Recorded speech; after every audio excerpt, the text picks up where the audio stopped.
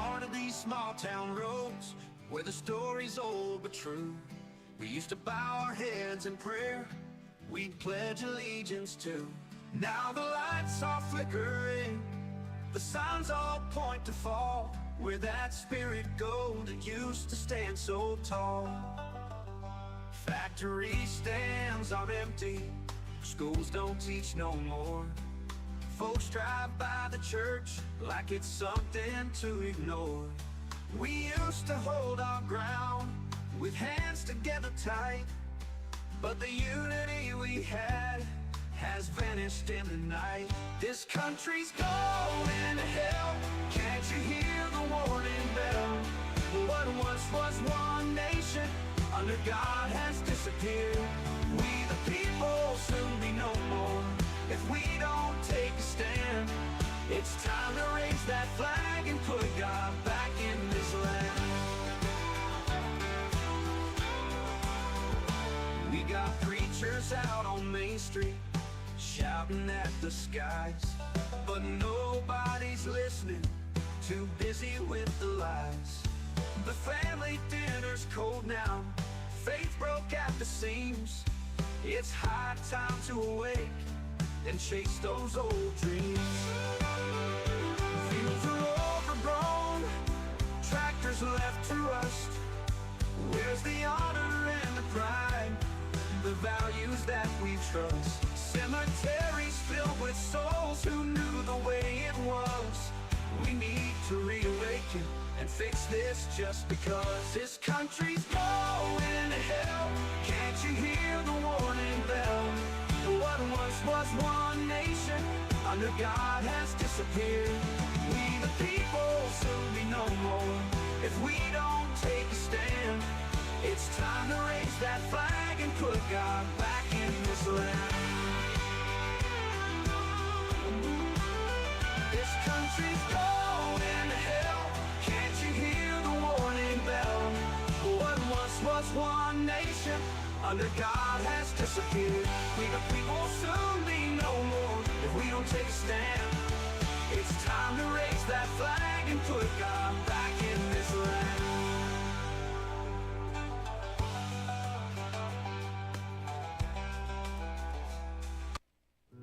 I don't think that Rusty would be here today if it wasn't for. They're talking about taking our rights away in the heartland where the Eagles play. You can't replace a man with a worn-out hat, or the steel in his hands, or the boot on his mat. I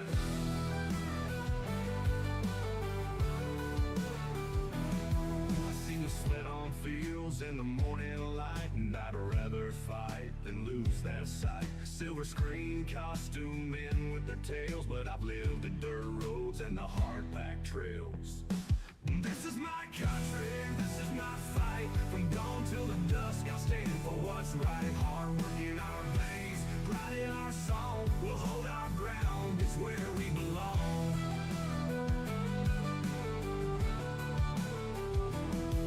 They're crushing the dreams in a factory town, telling us to lay our rifles down.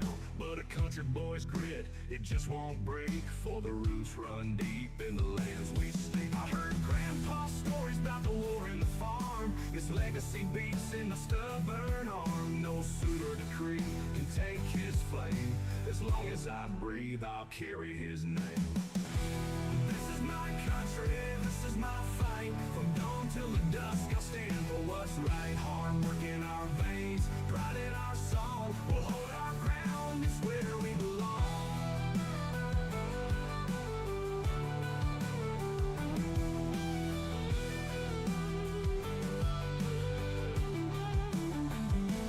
This is my country, this is my fight. From dawn till the dusk, I'll stand for what's right. Hard work in our veins, pride in our song. We'll hold our ground, it's where we belong. This is my country, this is my fight. From dawn till the dusk, I stand for what's right. Hard work in our veins, pride in our song. We'll hold our ground, it's where we belong. It's where we belong. Well, this is where we belong, my friend. This is Macil Duncan, and I am the Patriot Pastor here at the USA Heartbeat Radio Network, and I appreciate this nice studio they've provided for me. Super Dave and all his engineering techniques got me nice 5 computers here, my own soundboard, and I appreciate that. We're broadcasting live on usheartbeat.com, also streetlevelamerica.com. We're also on 96.9 FM here in local Chattanooga, the SGM station in Alabama, the Freedom Network in New Jersey, and we appreciate all the other affiliates that have us on different sites. And don't forget the MacilDuncanRadio.com. You can go there and find my Rumble, my X account, and several other social medias. We are on Facebook, Instagram, and etc. Well, guys, what a day, what a weekend. Olympics, powerful. I mean, now, some of you said, I thought you were boycotting the Olympics. I'm boycotting the Yahoos.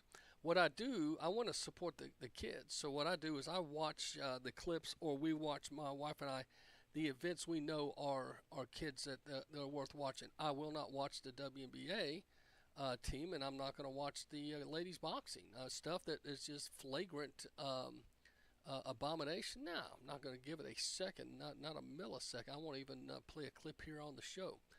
But it's not fair to the good people, like the golfer, that won the gold just a few months ago. He was in jail. Do you remember that? And his crime, he was trying to get to the golf course so he wouldn't get tagged. And here he was, the #1 golfer in the world. It was raining. He pulled around a bus, tried to ride the entrance into the country club, and some cop got real aggressive with him and started beating on the window. He stopped and apologized, but they arrested him. Said he broke the law. Didn't even realize he was the #1 golfer. And we live in a crazy world, and I think you guys would agree. But the sad thing with the crazy is, as you may know, Israel on alert. They're saying that there's a good chance that we could have an attack. This is my Georgia Bulldog reporter. Nope, attack has not happened. I've got someone watching the news at different state levels. But if you haven't heard, there's a chance that Israel could be attacked today by Iran. Here is the latest from the 700 Club. Welcome to the 700 Club. The Biden administration believes Iran could launch a major attack against Israel as soon as today. The head of U.S. Central Command is in the region to build a coalition to help defend the Jewish state. Prime Minister Benjamin Netanyahu says Israel stands ready to defend itself against any enemy attack. What do you guys think about that? The thing, if I was Netanyahu, you've got to, I mean, we like to pick at Israel. I hear all this stuff, but just think if you were Netanyahu. When Obama was president, they tried to go against his election. If you remember, we tried to send operatives in, and we got exposed, but the CIA tried to overthrow the elections in Israel. Do you remember that? Was that 08, 09, somewhere around there? So off and on, there's been a rocky relationship. Well, then Donald Trump comes in and he moves the capital, moves our, not the capital, excuse me, the embassy to Jerusalem. All the other presidents, you can catch them on tape. Jimmy Carter, Bush, Obama, Clinton, all of them promised to do it, but Trump did it. He was trying to send a message, hey, we're not going to be enemies. We're going to try to be your friend, your allies. And there seemed to be a peace there. And then as soon as Biden gets in, this continual confrontation. And I think one of the things that Biden did that sent a bad message to Israel was when he released the funds that Trump had frozen. Because within months of him releasing those millions of dollars that were frozen, I believe, down in South Korea. I can't remember. I think it was that banks. All of a sudden, Hamas starts getting funded, and they're attacking Israel. October 7th would not have happened if Biden hadn't released those funds. So that's the thing. I think Israel doesn't see the Democratic Party or this presidential group as allies. And you're saying, well, man, so can you prove it? Heck to the yeah. Netanyahu flies to America and nobody's there to greet him at the airport. That's not good. When you have a ally, a high potent ally flying to your country, somebody should have been on the tarmac saying, "Welcome to America." But Harris and Biden, now Biden has an excuse. He freaking doesn't even know what day it is. But Harris should have been there. And now she wants to run the country? I don't think so. I don't think so. I have a tough time even digesting that thought. So as I'm just trying to tell you guys what's going on, I believe Israel right now probably feels, like Barry Manilow all by myself. And that's where it's not cool, because if they get to where they feel like they have to fight without any ally support, of course, they've got God's hand on them. But it's going to be interesting, because there's a good chance that Israel could be attacked from three different angles, three different areas. And you don't forget the little chant some of you Palestine lovers love. They go from the river to the sea, meaning push Israel all the way from the river there to the sea, meaning a total annihilation of a nation, of a group of people. So that's what's happening, and the problem too is a lot of folks feel this could scale into a third world war. You've got Iran and Israel, but you also have Russia and the Ukraine. Now, whether you agree or not, we've been giving now the Ukraine F-16 bombers. We've been giving them all this money. I mean, a continual. It's like a kid that just has the debit card of mom and dad's account, and there's no limit. It's a limitless amount of cash. How much money are we going to give the Ukraine? Anyway, the U.S. military isn't prepared for global conflict, according to this recent report by Straight Arrow News. The chances the United States military could get involved in a major war with a near-peer adversary are the highest they've been in 80 years. At the same time, the U.S. military is the smallest and most underprepared it's been to fight a major conflict since the end of the Cold War 35 years ago. That's not my analysis, nor is it coming from some political figure trying to drum up votes. These are just some of the findings from a bipartisan panel appointed by Congress. An 8-member commission just released its analysis on the country's national defense strategy from 2022. In the report, the commission says the U.S. public are largely unaware of the dangers the United States faces or the costs, financial or otherwise, required to adequately prepare for a global conflict. The report says a bipartisan call to arms is urgently needed now so the United States can make the changes and investments needed rather than waiting for the next Pearl Harbor or 9/11 to happen. Now, a lot of people are concerned that that we are not only ill-equipped, we've got the lowest level. I want you to think about this. Since Trump left office, the Secret Service has had to report that they've had a 43 to 48% decrease of employees. That's almost 50% of the Secret Service. The FBI has been down. Several of the agencies have admitted down, and the military. Now, here is, who wants to go and bunk up or be put on a ship with a bunch of wackos? They're all worried about all this DEI and all these sexual preferences. Well, who wants to get in a foxhole with that? That's the problem. You made issues more than training the army. Let people's private lives be private. It's not meant to be something that you mandate. But that, my friend, is why Harris, I believe, will ultimately lose this race. She's more liberal than Bernie Sanders and Elizabeth Warren. And whoever thought that could happen? My concern is that we could actually be pulled into a conflict. Either one, to avoid the election because they're afraid they might lose, or because enemies that can't stand America. Don't forget, the Iran calls us the big Satan and calls Israel little Satan. Okay? There are Muslims on American soil right now that would love to dethrone us Because if you remember back when Obama's final year and Trump was coming in, they were taking out American flags and hoisting up. It wasn't Palestine flags, and it was the black flags of one of the Muslim groups there, and they said they would fly one on the Capitol in the next decade, meaning they were going to overthrow America. You guys can say that could never happen. I don't know. You keep getting kids in school and you program to hate their parents, hate their country, burn flags, accept everything and reject God, reject Christianity, reject the 10 Commandments, the things that this nation was founded on. You keep doing that in a generation or two, and especially you take boys and make them feel like masculinity is wrong.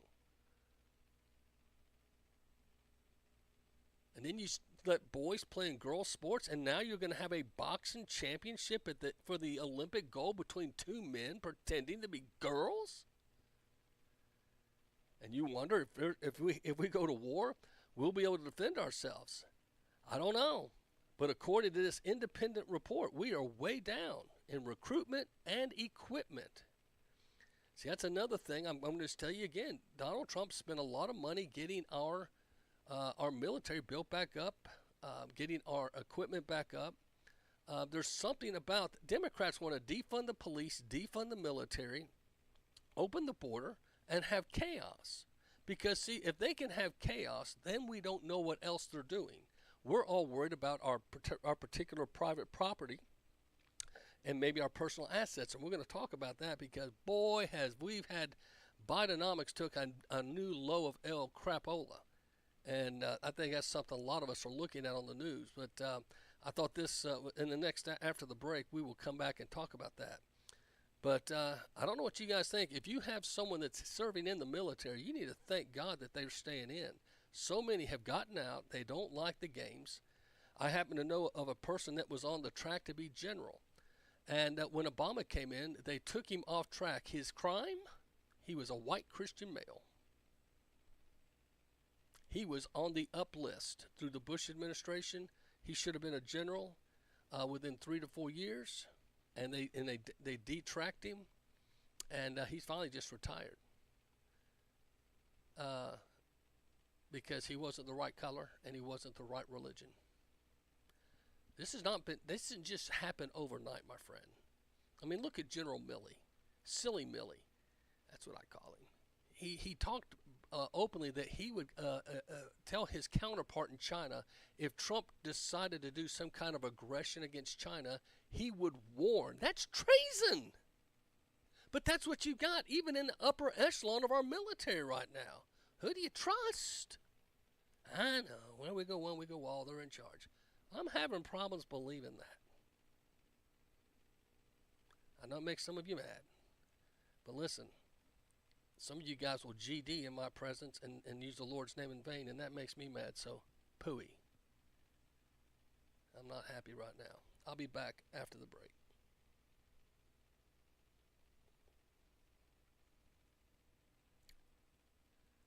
Sorry, the break's not playing. Let's hit that song again. In the heart of these small town roads, where the story's old but true, we used to bow our heads in prayer, we'd pledge allegiance to.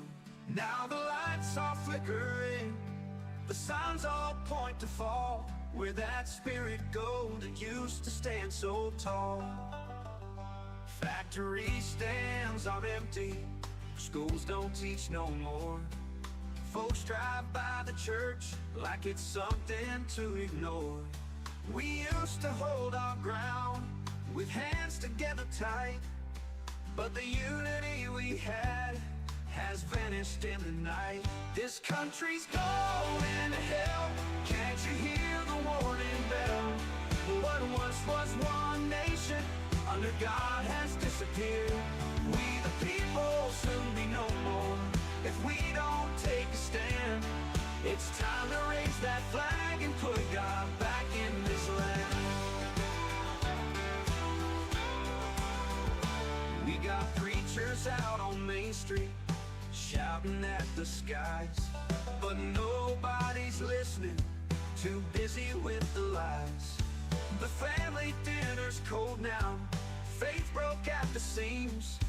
It's high time to awake and chase those old dreams. Fields are overgrown, tractors left to rust. Where's the honor and the pride, the values that we trust? Cemeteries filled with souls who knew the way it was. We need to reawaken and fix this just because. This country's going to hell. Can't you hear the warning bell? What once was one nation under God has disappeared. We the people soon be no more if we don't take a stand. It's time to raise that flag and put God back in this land. This country's going to hell. Can't you hear the warning bell? What once was one nation under God has disappeared. We the people soon be no more if we don't take a stand. It's time to raise that flag and put God back in this land. For his presidential election, the old adage from Bill Clinton's campaign, "It's the economy, stupid," has never been more appropriate. It's nearly always the economy that drives elections. Voters care about social issues and domestic and foreign policy, but nothing unites or divides us more than what's affecting our pocketbook. President Obama swept into the Oval Office in large part due to the recession. If the president fails to be reelected, it will be the economy that's his undoing. Given these high stakes, it's no surprise that each economic data release is immediately scrutinized and translated into electoral success or failure. Now, that's a play back, 12 years ago. It's the economy, stupid. They were throwing back into Obama's face because in his second term, if you guys remember, the economy really was not doing well. Bush's second term, the economy didn't do well. So it's you got to ask about every 8 years. So Bush's second term, you remember gas prices got up over $5 a gallon. I remember in Charlotte, we had ration lines. We had to. I parked my truck. We drove my wife's Toyota minivan because it got much better gas mileage. But everybody was rationing, and it wasn't good. And I remember pulling up at pumps then and out of gas. And I was speaking down in Georgia at the at NAM. That's the North American Mission Board for those who aren't Southern Baptist. And Johnny Hunt and I were making a presentation. So I'm driving down there, not knowing if I'm going to be able to get home. But I felt led, and I went, and sure enough, I was blessed to get enough gas there. And when I got there in Atlanta, with all their gas shortages, a Christian guy helped me get gas, and it got me home. And I'll never forget that. I mean, I thought, boy, this is unreal. And I didn't think we would see that again. And then sure enough, at the end of the Obama year, there was recession issues. And then, of course, here now with Biden. So I think we're seeing, because you got to remember something. We're finding out the Bushes, the Bidens, and the Obamas, they're one big happy family. They're like, they're like joined at the hip, especially as more and more pictures surface when Barry was younger. Barry Soetoro, he used to ride in the golf cart with his father, who played golf with Bill Clinton and the Bushes. Okay, and because Barry Soetoro is Barack Obama, he converted to Muslim. I say that to say, why is it? I don't understand.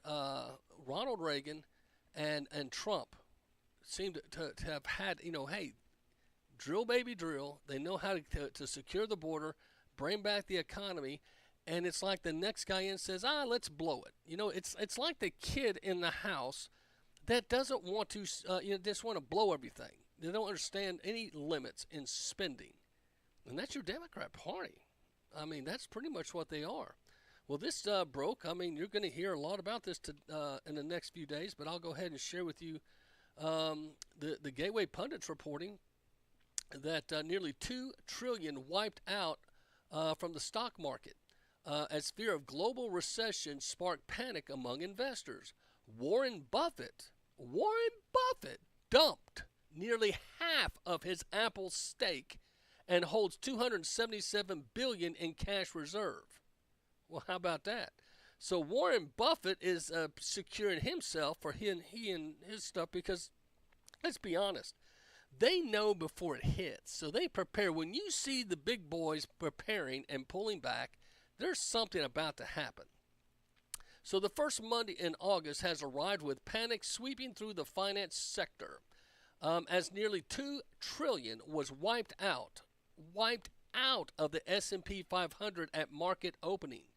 Investor anxiety over a looming global recession triggered a sell-off that sent U.S. stock futures plummeting and raised urgent questions about the Biden administration's economic policies, a.k.a. Bidenomics, or now, I guess, Harrisnomics. So as trading began on August 5th, a staggering $1.93 trillion was wiped out of the S&P 500, with stock index futures taking a massive hit, and the S&P 500 futures fell more than 4.4%, while Dow futures were down 3%, translating to a loss of 1,212 points. The NASDAQ 100 futures fared even worse, plummeting over 5.2%, according to the Watcher.org. Okay, NASDAQ has never been down by that amount in its history. So Biden's creating history. Okay, he's had the worst economy. It looks like he's making Jimmy Carter look like a genius. He's now on record, as you may know this, I've told you, he's taken more vacation days than any president in history in a term. For every day he's worked, he's been on a paid leave or a paid retreat. So he's set the record for the most paid vacation days ever of a president, and he's now got the worst financial record economy-wise. I don't see how Harris doesn't own some of this, okay? Because then they're going to say, well, Harris, this is what I would tell her, and I would ask her, but I would never get near her to ask. I would say, Miss Harris, why did you allow him to stay in office? You could have put the 25th Amendment and saved this country this embarrassment. Why, ma'am, did you allow and go along with the charade that he was sharp, he was okay, when it was obvious he couldn't even climb a flight of stairs or make a legible sentence? I think that's a question Kamala's going to have to answer in the debates, and if she ever does an interview. She's kind of like the Secret Service that would not do, a press conference 20 plus days after the attempted assassination of Donald Trump. They finally get to the podium, and then they start admitting some wrong because they knew too much was leaking out. That's another story to discuss, but we're just now finding out that Donald Trump had no sniper protection for the last 2.5 years when he was out. Biden withdrew the sniper protection, and the guy that's in charge now gave that order, so that guy's got to go. He's got to go. He must be compromised. I mean, think about it. If you're the president, and they made Cheadle the director of the CIA because Jill Biden liked her, and she evidently has 25 years in the CIA, but somehow she was over security for nachos, Nabisco in the nacho section or something. I don't know the whole story there, but you can go check it out. So she went from guarding nachos to being over the Secret Service. That's your Jill Biden. She's Dr. Jill Biden, mind you. She's got an honorary doctorate, but you better treat her like she's a Harvard grad. Boy, the Democrats make it easy.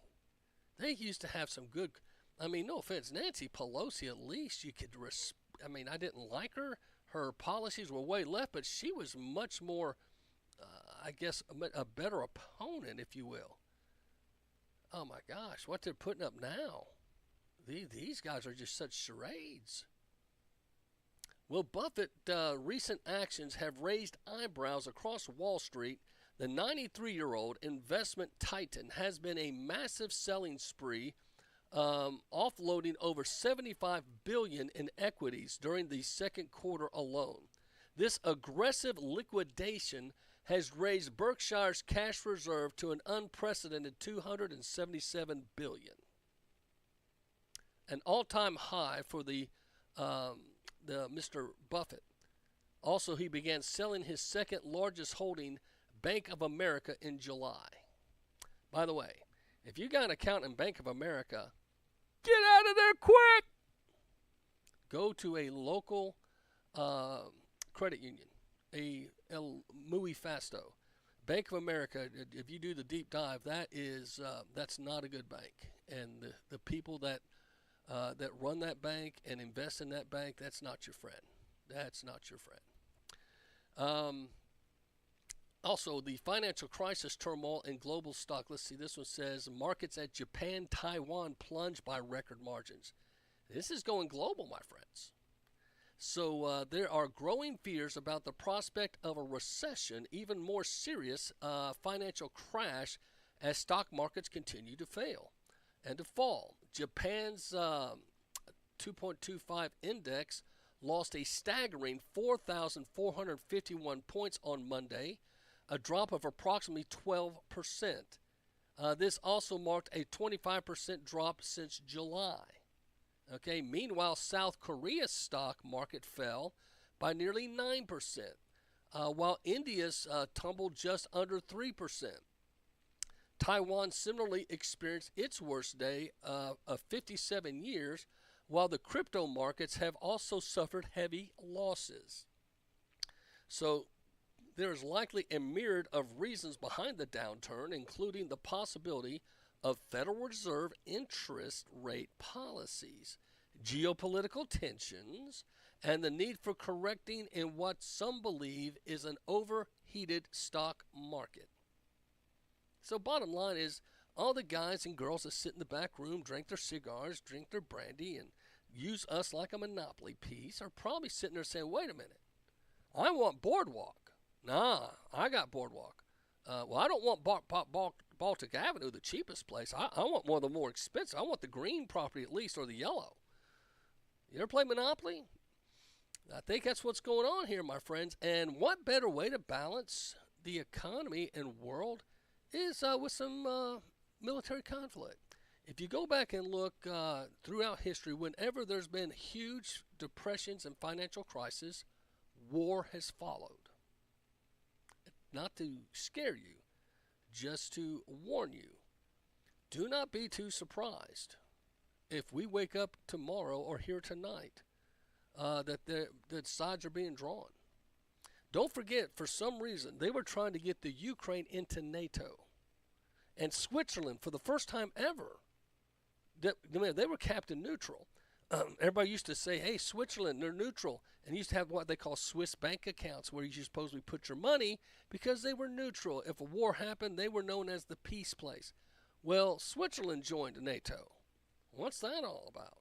So you got to ask yourself, what's forcing people to take sides that sometimes in the past never took sides? And then you have the BRICS nations, Brazil, Russia, India, China, South Africa, and Saudi Arabia. BRICS. Again, Brazil, Russia, India, China, South Africa, and Saudi Arabia. You got your G7s getting together. You got your NATOs. All these folks, they're posturing with finances and with military.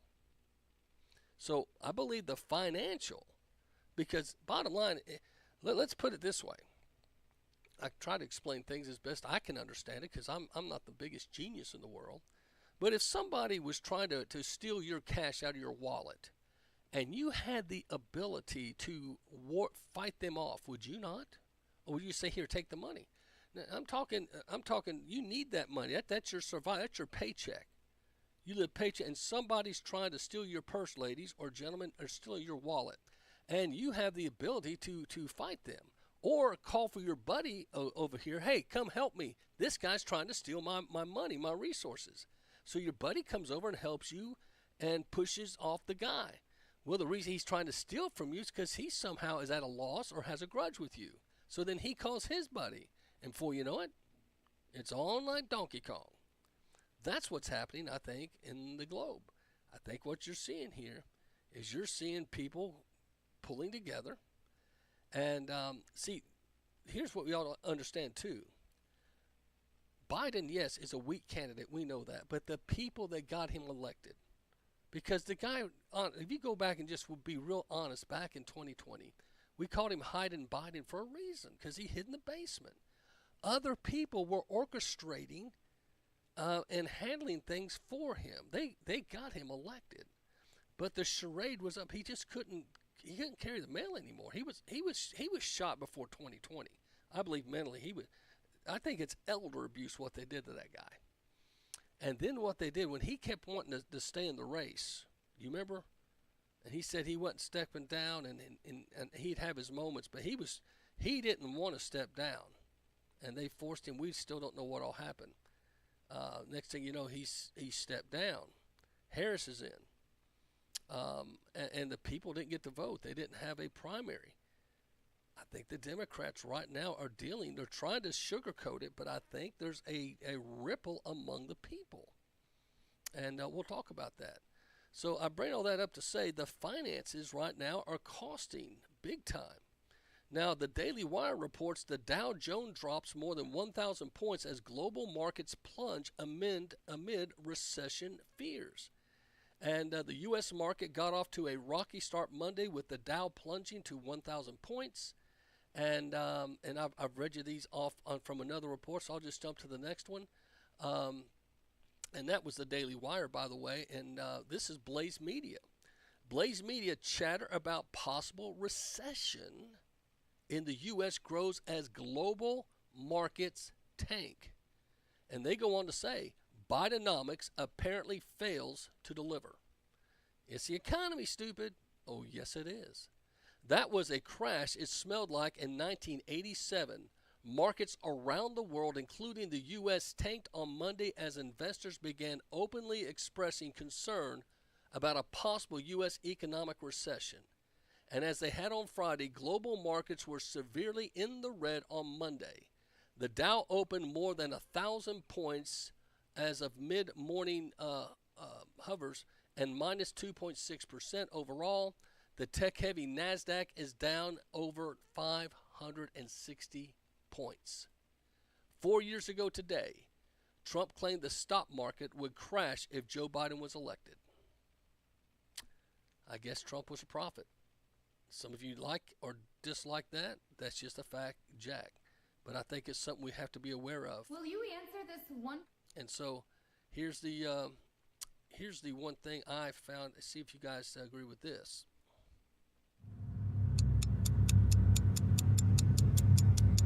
U.S. debt clock is growing.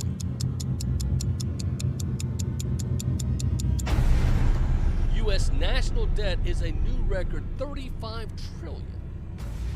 $35 trillion. The United States at its largest debt ever.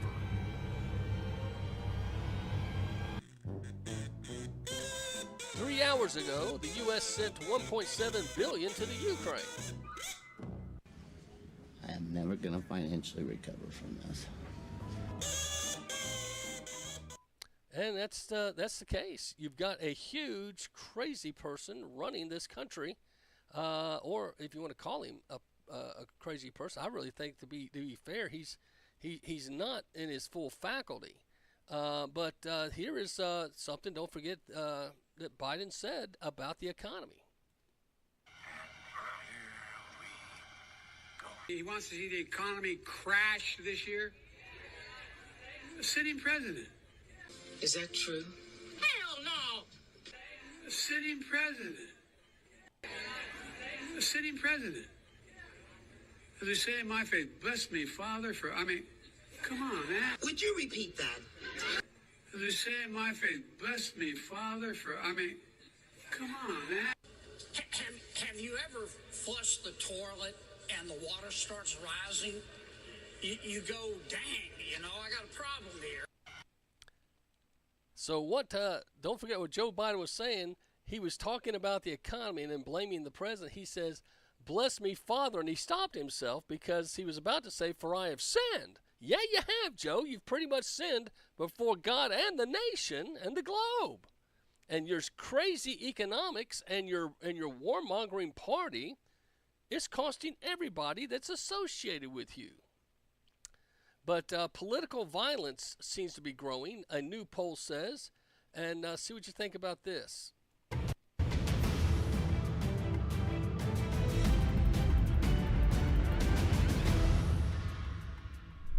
An increasing number of Americans are okay with resorting to violence when it comes to expressing their political beliefs. That's according to recent research and new polling. It could be a sign that calls to lower the temperature may be falling on deaf ears. Professor Robert Pape at the University of Chicago found that 10% of American adults, nearly 26 million people, agree that the use of force is justified to prevent Donald Trump from becoming president. His research also found on the other side of the spectrum, nearly 7% of Americans, 18 million, agree that using force is justified to restore Donald Trump to the presidency. Instead of settling differences with either a conversation or at the ballot box, some have opted for violence to attempt to get their point across. Shortly after the assassination attempt on former President Trump, President Biden addressed the nation. I want to speak to you tonight about the need for us to lower the temperature in our politics. Then, 10 days after Trump's near assassination, a man on an ATV ran over an 80-year-old, putting up pro-Trump signs on his lawn. Police said it was one of 3 politically motivated attacks by the same 22-year-old suspect who later killed himself. It happened in Michigan, the same swing state where, in the lead up to the 2020 presidential election, federal officials arrested several men who said they were plotting to kidnap and possibly kill Governor Gretchen Whitmer, a Democrat. In recent years, there have been several high-profile examples of escalating political violence and threats. So I don't know about you. Do you guys remember back in 2016, if you wore a red hat, whether it said MAGA or not, the blue had triggered people to beat you up and slap you around. And it's the anger that they intentionally want. They want a civil war, in my opinion. They want a fight. And I think, I'm not saying that there'll be a civil war, but I think if this election comes across hokey like the others have, I think there'll be I think there'll be disturbances by people that normally would not be involved in disturbances is all I'll say. There's a lot of heat, and a lot of folks are getting, they're tired of not being heard, and they're tired of the minutia. And so we need to pray for peace and be people of peace, but also pray. I don't know about you. I would just like a very fair election, something that could not be questioned. And you know they have the ability, but I think they kind of enjoy this stirring.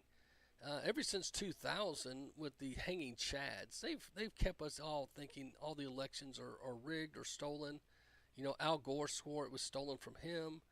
And it wasn't. I mean, thousands of ballots were clearly, but they kept saying, "Oh, there was a hanging chad." It was nothing but how to steal an election 101. And then the Florida State Supreme Court said Gore won. Well, then we appealed to the Supreme Court, and the Supreme Court said no, Bush won. And if you guys remember, the other thing they failed to mention was all the offshore military ballots. Over 3,000 came into the state of Florida in favor of Bush. So even if you counted all their, to me, hokey hanging chads, and supposedly Bush only won by 500,000 votes, he still had 3,500 plus votes that were later counted that are overseas ballots that were clearly putting him in the red. So anyway, politics, man, they don't. If they can steal it, they'll steal it. The only way that would stop them from stealing is if you and I say no. We're not tolerating that. It's not acceptable. And that's where some of us have got to just be have more courage, be a little bit stronger. But anyway, the economy is a mess, and I think a lot of folks would not disagree with that. And it's very sad about that. And I hate that. But there was a moment in the Trump rally, if I can find it, where a lady named Michaela became kind of a superstar overnight She was the lady at Chick-fil-A. If you remember, Donald Trump just happened to go into Chick-fil-A, was going to buy everybody a chicken sandwich, and she was in there, and she was so excited, got her picture made with him, and because she said, Trump, we've got your back and we support you, I guess the GOP took interest in her, and now here's a lady that was in Chick-fil-A, an average citizen. Listen to how eloquent I think she speaks and does an excellent job presenting herself and her views. School bus driver in a traffic jam. I'm so happy you all came out to see me. So, my name is Michaela Montgomery. A lot of you guys know me as the girl from Chick-fil-A, but I am so much more than that.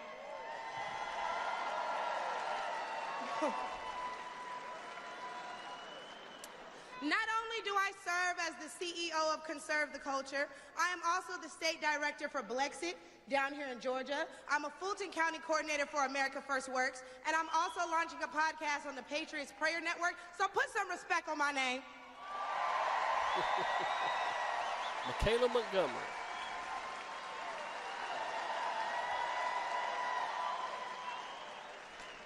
Now, why don't we jump right into it?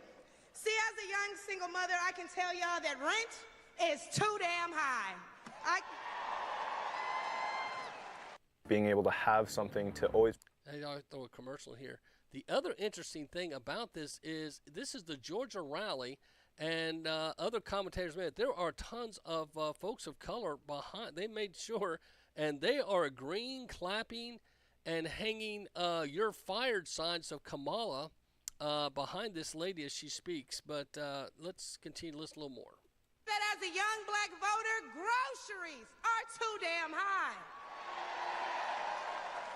And as an American citizen, period, seniors like my parents should never have to choose between medicine or food. It should never be the quality of life versus the quantity of life.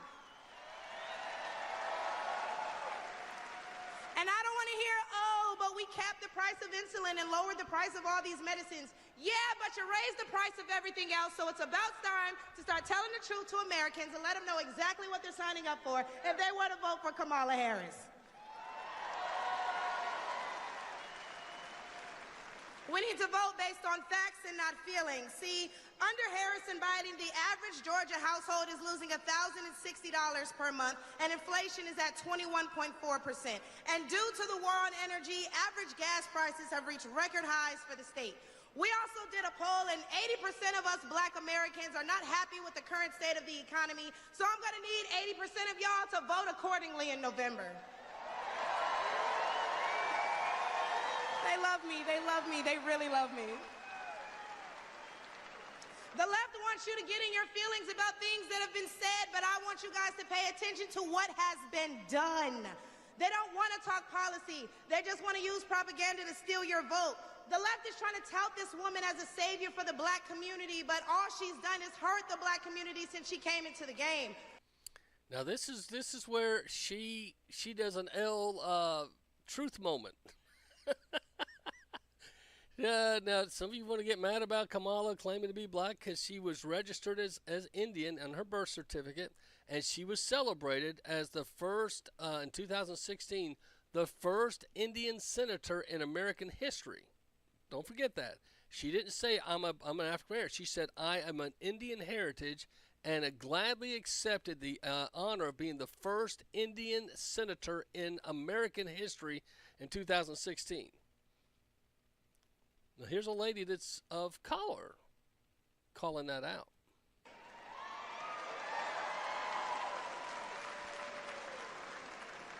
See, the first step in destroying the black community is to dismantle the black family. So aside from her record as a prosecutor, why don't we ask Mrs. Willie Brown if Kamala Harris cares about black families? To dismantle the black family. So aside from her record as a prosecutor, why don't we ask Mrs. Willie Brown if Kamala Harris cares about black families? Why don't we ask Mrs. Willie Brown, is Willie Brown, is Willie Brown, is Willie Brown if Kamala Harris cares about black families? You may say, who's Mrs. Willie Brown? Well, when if you go back and you want to really do a deep dive, which they've done on Donald Trump, so I think it's only fair, Kamala Harris was originally put on the stage originally by Montel Williams. You remember the old talk show host, Montel Williams? He was a man of color, was one of the first successful men of color to have a talk show, and it was usually, I thought, pretty balanced, pretty good. They were an item. And she was his arm candy because she was, rather attractive back in her late teens and her early 20s. Well, she went from Montel Williams to a man almost 30 years older, and he was married. And they had an open dating relationship. It wasn't a secret affair. It was quite public. And it's like, hey, we're in California. It's okay. His wife finally put an end to it. But for nearly 3 to 5 years, she was his arm candy, and Willie Brown took her everywhere and got her into politics and helped her because she couldn't pass the bar exam. Somehow she got her law license. Interesting. I wonder if Mrs. Willie Brown, a black woman, is also with her. A few days ago, President Trump said he didn't know Vice President Harris was a black woman. I'm trying to figure out what all the outrage is about because she's only black when it's time to get elected. Did I lie? The same black people who are mad at Trump for being confused about her race, ethnicity, nationality, whatever, are seemingly forgetting that while you're touting her as a savior for black people, she identifies as an Asian woman. She chose her side, and it wasn't ours. And that's a fact, Jack. So you can get happy, clappy about it, but the bottom line is Michaela Montgomery was a star born, not just at Chick-fil-A, now at the rally, to a point where Donald Trump invites her back up in the middle of his speech because he knew some of the cameras probably weren't on, and let her do her little rant again about Kamala, and it's all over the internet. So Kamala Harris, who is yet to do a meaningful interview. She's not done one interview. She's now backed out of the Fox debate, trying to say now Trump is backed out of the ABC debate. But Trump already did a liberal media debate. He's saying, hey, it's only fair that Fox News always hosts one. Why can't the next one be Fox? I think he's even open to do multiples. But it should be interesting to see how the debate thing weighs out. But you've got this lady that says, hey, wait a minute, I think this is not a good thing. Well, I found this podcast. It's a Christian woman, and it's called Welcome to a Purpose-Driven Wife. She's a lady of color, and she supports Donald Trump and talks about the problems that she had to go through because people rejected her when she tried to affirm Donald Trump. That closely with me. And so, again, I'm sharing this story because, again, I was not into politics at the time as much as I am now. I'm still learning about some things and how things work and what is being said about both parties, about both candidates. And so, again, I'm not like a professional or, theologian when it comes to politics. But again, I'm still, peeling back different layers when it comes to Donald Trump, when it comes to Joe Biden, or even any other candidate. And so again, I'm still learning, but I just wanted to showcase that, just excited that the president went to my hometown. I was actually born in New York and was raised in the Bronx specifically, and to just see that he was just there and, encouraging, and just seeing so many different types of people there that, he is really making a difference. He really is for the people. And you don't hear that from any other president. You don't hear that from Obama. You didn't hear that from Joe Biden. But you hear that about Donald Trump, and he actually is for the people. In past elections? No, I voted for Biden, but I regret it. He resembles my personal point of view. He's a Christian. Myself, I'm a Christian too. So I think he's the closest to my point of view. Now, she goes on to play, here are several women and men of color that now support Donald Trump. Some voted for Biden, but are now voting for Donald Trump. And by the way, this was a year and a half ago when it was still apparent that Biden would still be the nominee at this point. So listen, this was a year and a half ago. The folks of color, are you wondering now why they're opening the border and they're trying to get so many people of Hispanics registered to vote now?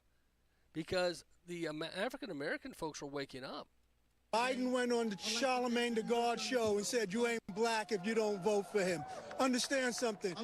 And that was just one of the things that I wanted to point out, that me personally, my experience, and really just talk about Donald Trump, and really just, I really encourage you to do your due diligence and actually see exactly who is doing what they say that they're going to do as a candidate.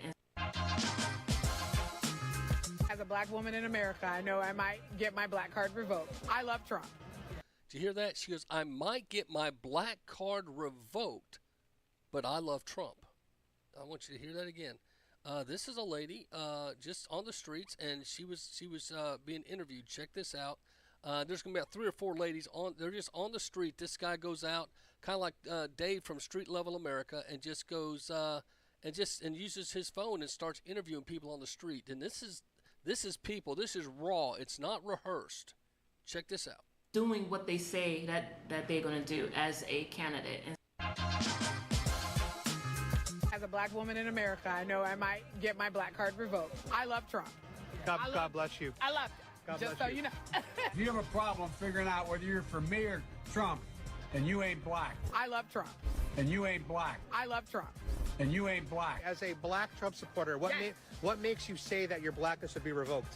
Oh, well, our people, supposedly speaking, he's a racist. He believes in grabbing women by they have a lot of things that they say, especially the media. I mean, if you're talking about fake news and things like that. But the facts are the facts. The man has done bankruptcy 10 times. He's come back from that, and he's able to run our country. So I really do believe in him, and I do believe in his message. I really do. I like Trump. I love you, Trump. Amazing. Donald. And I don't know. People lie. The numbers don't. Right. Trump has the numbers. I love to hear that. He did pretty good during his presidency. So you don't mind my hat? No, I don't mind at all. So, because I did wear my hat when I approached you. Yeah. Did you see it when I approached you? I didn't notice it. You noticed it? I don't. And now that you see it, like, what are your thoughts? What comes to mind? It still didn't change me. It's just a hat, and that's something you believe in. I support you. Thank you so much. Would you vote for him if he comes back in 2024 against Biden? Yes, I will. Yeah. Do you notice if he comes back? So like this was 174 days ago. Now here's a lady, very attractive lady of color, and she talks about how she once was felt to be made ashamed for supporting Trump. But she says not now. So you are obviously a person of color like we are. Yeah. And we're supposed to not be Trump supporters. So what is it about Trump You know what? I'm going to tell you something right now. We're talking to my husband about it earlier. And when I really started educating myself and informing myself on Donald Trump, one thing that I'm passionate about is human trafficking, that especially of children. And when I really started digging into it, I saw that Trump also is a huge supporter. He donated recently $35 million to support human trafficked survivors. Yep. Trump gives $35 million to aid human trafficking. U.S. News Report. He also report. signed legislation very recently to help people that are being trafficked. That's true. And that really struck a chord with my heart. And so Amazing. when I started really looking into him, I'm about action. I'm not about words. Okay. Yes, I like the fact that he says what's on his mind. I like the fact that he doesn't say what he thinks people want to hear from him. And to me, I know everything that he's done for the black community, and I stand behind him. Beautiful. 100%. I'm not only a Trump supporter, I am a Trump lover, and for the longest time, I've been afraid to come out and say that. Well, here we go. Because I didn't want to lose my blackness or my black friends or whatever. But remember what Joe Biden said, if you vote for Trump, you ain't black. So if you have a problem figuring out whether you're for me or Trump, then you ain't black. That's what he said. That's what he said. What an idiot. Unfortunately, as much as I'm not a Trump supporter, he was doing what he was supposed to be doing at the time. Now listen to this. She goes, I'm not a Trump supporter, but unfortunately, she goes on to talk about Biden, and then she says at the end she's voting for Trump in 2024. He was in office, and if it was for him, we probably would be getting more than just 20,000. He lives up to what he said. Biden, on the other hand, he's slacking a bit. So in other words, Trump promises made, promises kept. Biden promises made, promises broken. Unfortunately. Trump or Biden? You know what, though? The one thing I can say about him, he really is good on military. Because I'm military. Trump is, yeah. Exactly. They're bringing up the military. This was 174 days ago, and this lady brings up the military, the concern about the military. And one of them even mentions here in a minute, if we go to war, you know, who do you want to lead? He's like pro-military, so I do fuck with that. But he's crazy. And he's anti-war too. Yeah. He's pro-peace. Got us into how many wars now? Now we finna go into war. I'm gonna be honest. You do? He did a lot for us, like the stimulus check. So you were just put up a front before. Yeah, you were doing what you were supposed to do. I was doing what I was supposed to do. Yeah. This lady admits that before she was putting up a front because she was feeling that if she said anything about supporting Trump on camera, someone might see it. But now that with the other ladies being pro-Trump, she is now feeling free to say, yeah, I support Trump. I don't vote for Biden. People are coming out of the closet for Trump. Biden tripled your groceries. That's about all he did. There's a belief that black people have to vote for Democrats, otherwise they ain't black. I tell you, if you have a problem figuring out whether you're for me or Trump, then you ain't black, and you ain't black, and you ain't black. That's what Biden said. I'm black? I'm talking about her. No, but I am black, though. Are you half? Yeah, I'm half. When you were telling me that the media is the biggest issue, my gut was telling me that you're a Trump girl. Was I right? Now, this is a very attractive lady, very well dressed, obviously lives probably upper middle class. And she admits, too, she had a tough time telling folks she was a Trump supporter. But now people are coming out now. That's what scares the Democratic Party. More and more people of color saying, you know, I'm just going with what I see and what I know. And cha-ching, my own freaking pocketbook. You're right, yeah. So you're a Trump supporter. I am. What's your ethnic background? I'm just curious. According to what I know, I never did know, what is it called? The Ancestry or 23, Ancestry, yeah, I never did that. But for what I know, I'm Native American, Ramapo tribe, African American, wow, and Puerto Rican. So what kind of feedback do you get about your supporting of Trump? Do you get a lot of negative? I'm supposed to be a Democrat. Right. I'm not supposed to be a Trump supporter, so Right. forth. You know, I have my own beliefs on why I agree with the Republican side more than the Democrat side. You know, but that's just my opinion. And do your friends or family ever give you like pushback for that? Oh, my.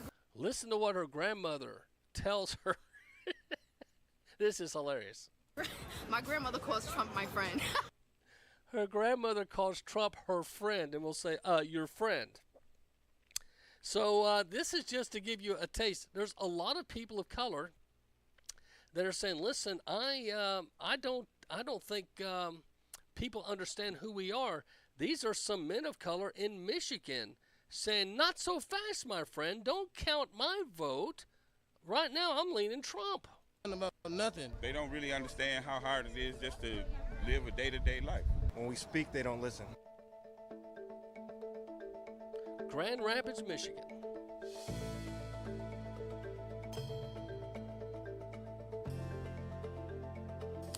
What they understand least about us is that we are human beings too, and we got rights too. I don't think they take us serious. They take us for granted. The fact that we're just Americans, first of all. A lot of times they think that we are just going to follow maybe what our parents followed or what our grandparents followed, and they think that we're not thinkers, you know, smart enough to think for ourselves and really look at this for what it is. They believe that black people are uneducated, that they don't love their country, and they are just led by whatever they see on news, celebrities, and the media. Not gullible the black voter is. They're underestimating the black voter. They're putting us in a box, and they think we won't deviate from the norm. They don't come to the hood and see what's going on in the hood, so they'll never know what's going on in the hood. So a lot of folks of color are saying, listen, don't take my vote for granted. And secondly, many are saying, listen, as of now, I'm voting for Trump. And so I think that's why you saw, one, the shift to Kamala, because Biden was losing. If you don't vote for me, you ain't black stuff. That's not flying now. And the other is just folks are speaking out and saying, listen, this is my experience, and this is what I believe. Here's another gentleman that Fox News interviewed. They don't have black voters if they don't have any broke black voters. they can't buy us. You know, the black vote has long stood with the Democratic Party for long, and I feel like they have taken that for granted. And so, what could possibly happen in this 2020 election, 2024, excuse me? I think a lot of folks are seeing that there's a good possibility there will be a change, and I hope so. I think there's a lot of people that just think, hey, there's going to be a shakeup. I don't know. And people are saying, look at her, just like she was a DEI hire, a white man said he had to hire a black lady. Now she's feeling pressure to hire a white straight male to be her VP. And I would say, why would you do that? Just pick the best person you think fits your agenda. You shouldn't have to go by gender, religion, or sexual ethnicity. It should not be. But that's the world we're living in now, and that's the sad thing about it. Well, as I mentioned before, there is conflict in the Middle East. There's a chance by the end of the day or night there could be a war. Israel and Iran are definitely saber rattling.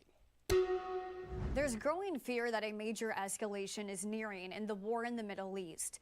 Axios is even reporting U.S. Secretary of State Antony Blinken has told G7 world leaders that Iran and Hezbollah may attack Israel within the next 24 hours, which would change the war significantly, including who all would intervene and become directly involved in a potential all-out war. That includes the U.S., closely watching the movements of Iran, the biggest threat to Israel in the region.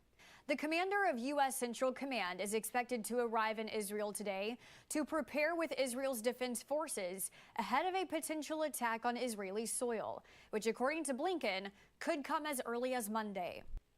So they're considering this could happen at any time. And I was given someone sent me an Epic Times picture, and let me just read for you the title. And U.S. Embassy warns American citizens in Lebanon leave on any ticket available ASAP. So we encourage those who wish to depart Lebanon to book any ticket available to them. The U.S. Embassy is warning Americans. Now, I don't know about you. You would have to pay me a whole lot to even consider. Why would you want to work in Iran, Lebanon, any of these high toxic? They hate Americans. And why they're there, I don't know. But anyway, there are people there. But some of that is also missionaries. We have missionaries in these areas, and this is also a way to flag them. And some missionaries leave, some don't. But that's something for me, just as a pastor, to tell you, pray for the missionaries. Because right now, missionaries that are trying to spread the gospel of Christ in these toxic countries, some of them, and I don't blame them if they come home. I'm not going to call them cowards. They've got children and wives to take care of. But if they choose to stay, I want to pray for them. But they are usually easy targets. And so we just ought to keep that in mind. There's a lot of missionaries right now. If a war breaks out and it involves global people, don't forget to pray for the missionaries. I mean, we pray for the troops, pray for everyone else, but please keep missionaries on your prayer list, because there is probably missionaries right now that are being looked at as potential because the Billy Graham Association, I don't know if you remember, a lady was abducted and they held her for ransom for quite some time, and Trump finally got her back. But when they got her back, she had been abused, and they messed that young lady up so bad. And the family at first wanted to sue the Franklin Graham ministry for not paying the ransom immediately, but it was an outrageous amount. And they were trying to negotiate, but I know Trump finally got her home, and he didn't pay a penny. He had to flex some muscle. Here recently, Obama got some Americans home, some journalists primarily, and but he gave away a lot. And the other thing I think others find very interesting, right before all these rumors of war, They wanted to give all this over down in Gitmo, the Sheik and all those guys that are involved in 9/11. What's that all about? And Blinken finally wised up and said, "Hey, we're withdrawing that offer." But why was it even made in the first place unless there's still, because those guys are tied directly to Iran. I wonder if that was a way of trying to keep Iran from attacking Israel. Because let me tell you what will kill Kamala Harris. Two things will kill her campaign. One, if a war breaks out, Israel and Iran, if it hasn't already, because the Jews in this country tend to vote Democrat, and why you do is beyond me. They have abandoned you. You guys should come over. You may not agree with Christians on everything, but we do call them Yahweh. You ought to come on over to the Christian side and vote conservative. But so many folks in the Jewish community still vote Democrat. That's probably in jeopardy coming up. So that's why the Democrats are so worried about the Palestinian vote, because if they overplay their allegiance to Israel in our partnership, if they lose the Palestinian vote and they're losing the black vote, they're done. This election's over. And the thing is, Donald Trump only got 8% of the black vote. You guys probably knew this in 2020. Right now, Donald Trump is polling between 20 to 25% of the black community. And among black males, he is polling high up to 29 to 30%. Black males are really digging Donald Trump. They like him. The mugshot and all the stuff they did to it all backfired. It made him more relatable. It's saying, hey, these guys are persecuting this guy even though he's got a lot of money. We can identify with that. Injustice. So if you throw in, if Trump is rising with the black vote, and he seems to be rising with the Asian American vote, if he rises with the Jewish vote, and if he were able to rise with the Palestinian, because they may vote for Trump out of protest. That's tend to what they do. This election could be over. It could be over. The only thing really that Biden was polling higher than Trump in was white educated men and women. Kamala Harris right now is not polling well with white educated men. You can get mad or glad, call it racist, sexist, whatever, but high level educated white men, that's one reason they want to get a white male as VP. It's another reason, because she's not polling well with white men. She's still polling well with women, but when more and more stuff comes out, I believe, about her past and her because one of the reasons a lot of the women don't like Donald Trump is, one, he's a little bit sarcastic, and he can still be a little bit over the top, and like he did in Georgia, he kept going after Kemp, and there's a lot of people that find that very unattractive.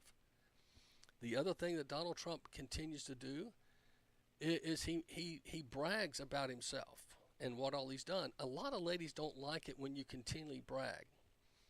Donald Trump needs to, and I've heard people say it, I'll just repeat it, he's got his core base. He's got to go, he needs to lean to the left. He needs to pull in folks in the middle. The people in the middle don't like sarcasm as much as he's been doing, and they don't like him bragging about what all he's done. They want to hear him talk about the three big issues: the border, the economy, and the military. Those are the three things right now that's got everyone's attention. I think if he'll do that, he'll do better with the middle ground. And don't forget, there must be something with Kennedy, because they went after an old story with Robert F. Kennedy. Because many Democrats that have been polled, and I saw one the other day, and I'm sorry I can't remember it, but 27% of Democrats said they'll probably vote for Kennedy as a protest vote, because they did not like the Biden-Harris, the process to where they got. They felt like their primary process was messed with. So with Kennedy rising in the Democratic poll, what have they done? They dug up an old story about a bear, a dead bear that got dumped in the park. If you haven't heard this, so Kennedy, knowing it was going to come out and they were going to make him look bad, he goes to Roseanne Barr, and she interviews him on X, and he tells his side of it. He says, listen, I came upon a dead bear. It obviously been hit by a car. He goes, I promise it wasn't me, but I put it in my trunk, which sounds suspected. I know, Chappaquiddick, I know. He put it in his trunk, and he said he was going to take it home for meat. But then later that night, he felt guilty, and he took it and dumped it in the park with an old bike so people might think a bike hit it. The whole thing stinks to high heaven, okay? But the whole point is for them to be going after an old story, and somehow they've related it back to Robert F. Kennedy. And I'll tell you the thing that's going to hurt him, because he's such an environmentalist. Remember, he's the environmentalist lawyer.